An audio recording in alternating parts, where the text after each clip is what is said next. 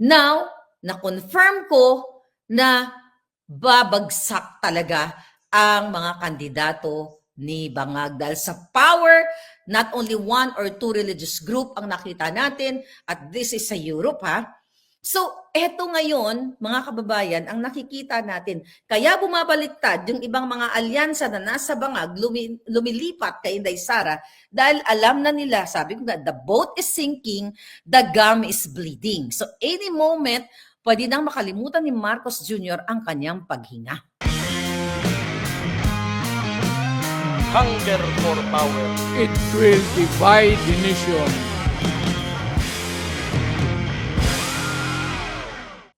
At gusto ko sabihin sa inyo, nung ako po ay nasa the Netherlands, hindi siya actually sa The Hague. Meron akong religious group na mga nakausap. I'm not gonna say kung ano yon. Pero, etong mga grupong ito, kayang itumba ang mga bangag na kandidato ni Bangag. Anong ibig sabihin na kayang itumba? Kayang itumba pagdating sa halalan. So, ang daming nagulat ako na nasa Netherlands na pumunta kami doon, may nakausap kami. Hindi naman sa pagmamayabang, halos lahat nakakilala sa akin. Not because dahil maharlika or whatsoever, dahil sa ipinaglalaban natin. So I'm very positive. Nung nakita ng dalawang mata ko, narinig ko yung ating mga palangga na yun, oh my God. Sabi ko na gano'n. Now, na-confirm ko na babagsak talaga ang mga kandidato ni Bangag dahil sa power, not only one or two religious group ang nakita natin, at this is sa Europe ha. So, eto ngayon, mga kababayan, ang nakikita natin. Kaya bumabaliktad yung ibang mga alyansa na nasa Bangag, lumilipat kay Inday Sara dahil alam na nila, sabi ko nga, the boat is sinking, the gum is bleeding. So, any moment, pwede nang makalimutan ni Marcos Jr. ang kanyang paghinga. But hindi ibig sabihin na si Inday ay nakikipag chami-chami dito kay Amy Marcos ay iboboto nyo na siya. Tandaan ninyo mga kababayan. Okay? Sabi nga ng aking palangga na nag-message sa akin na somehow siya ay nadismaya.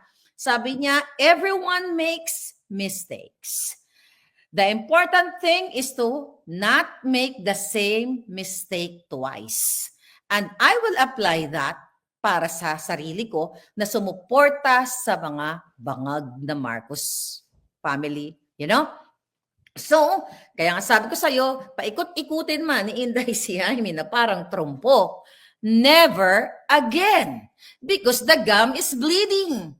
So, ngayon, even sabihin pa ni Jaime na, mga kababayan, hay nako, ading, magpahinga ka na. Because ading, your gum is bleeding. Ipaubaya mo na yan. Magparehab ka na. Never again. Kung hindi isa-isahin ni Amy Marcos yung mga kadyutahan ng kanyang kapatid at hindi niya panagutin ang mga pagnanakaw at hindi si Amy mag-file ng case mismo sa kanyang pamilyang yung kay Lisa Tanas at hindi siya hindi niya kondinahin yung mga kidnapping na ginawa ni Lisa Tanas ng kapatid niya, never again. Wala nang naniniwala sa Marcos Bangag family. Tandaan ninyo, huwag kayo madismaya kay Inday Sara sa kanyang mga eksena because I know something from somewhere. Di ba? So, yun lang yung sa akin. Kaya, sabi nila, Marlica, ganun. Kasi nagsasabi ko, tanga na lang ang susuporta at boboto kay Ivy. Ngayon ang question ko. Pag tinaas ba o pinatuwad ba ni Inday Sara si Amy, pinaikot-ikot niya na parang trompo? Sigurado ba kayo na iboboto niya sa balota? Wala naman nakakakita doon. Malay mo, ilagay pala ni Inday doon. Number 1 Senator, Maharlika. Chika lang. Total, budulan, di ba? Di magbudulan na lang tayo. Ganun lang yon, darling. Never again, kahit sabihin pa ni Bibi Sara na iboto si Amy Marcos. Okay, I admire, sabi ni Kato B. You are fair lady, Maharlika. Okay, not bending and staying true to your principle. Yes! Sabi ko sa'yo, kahit na, ano pa yan, kahit na paikuti ni Inday si Miss Amy, BS. Tama na, sobra na. Ngayon, sabi ko nga, kung ano man yung catch, ano man yung political eksena ni Inday Sara, then, strategy na yun. Ba't mayroon tayo sariling strategy? At hindi naman lahat kailangan sabihin ko sa inyo. Kaya wag muna kayo bumoto ha, OFW ha. Antayin nyo yung live namin ni Attorney Glenn Chong. Kasi alam ko, may mga nag-send sa akin, yung binoboto nyo, iba ang lumalabas. Dadayain nila ang eleksyon. Kaya nga, wag muna kayong bumoto at ang gagawin natin, gagawa tayo ng strategy. I talked to Attorney Glenn Chong this morning. Bibigyan kayo ng advice kung ano yung gagawin natin. Dahil talagang dadayain nila. Tandaan ninyo, si Lisa Tanas at si Bangag ay nandaya talaga sa eleksyon. So huwag kayong madismaya kay VP Sara. Okay, ako ba nadismaya? Hindi. Basta ang sabi ko lang, hindi naman pag-itaas ni Inday, iboboto niya. So never again. Bakit? Si Amy na lang ba ang natitirang kandidato para magprotekta kay Inday? Aandyan yung Duterte 10. Approve na ako dyan sa Duterte 10 na yan. Actually, approve na rin ako kay Camille kasi 10 lang na yun. Daga mo ng 11. But never again kay Amy Marcos.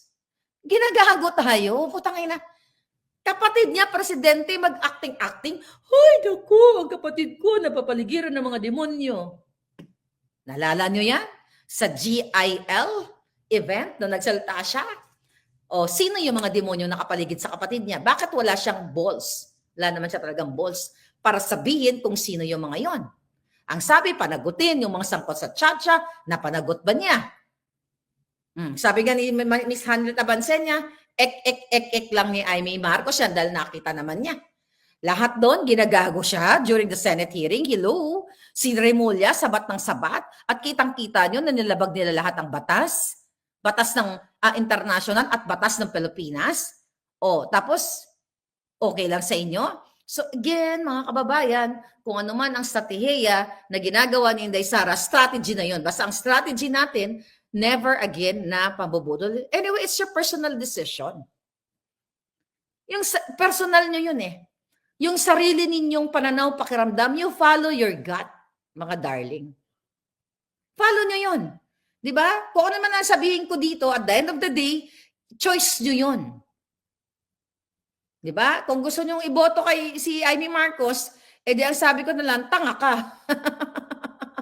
Diba? Bobita ka lang. Diba? Na hindi mo alam lahat ng kababuyan na ginawa ng mga Marcos. Ang magkapatid. Madali lang sila magdrama-drama ngayon, magbumurahan, not really, yun na mag-ano sila, nagoy, kapatid ko. Tapos later on, after a year, after election, pinatawag na namin ng isa't isa. Sino ngayon ang kawawa? Di bayan na naman. Ay kasi magkapatid lang naman yan sila. Ganyan nga, patawarin na natin. Julul. Ang nagtatanggol lamang kay Amy Marcos, tandaan ninyo, minus Inday Sara kasi may isang strategy o yung iba, maybe trabaho nila kasi kailan na kumita ng pera. Kasi diba, tandaan nyo, may mga political firms, strategies, chuchu na hinahire yan sila para i-promote. May mga strategies, not only Filipino, but even sa iba't ibang mga bansa, international, may mga political strategies na hinahire na binabayaran ng milyon-milyon para pabanguhin ang isang kandidato. Paano mo pababanguhin si Mangga? Si Amy Marcos, paano mo pabanguhin? Okay. Alam niya, adik yung kapatid niya eh. Putang ina.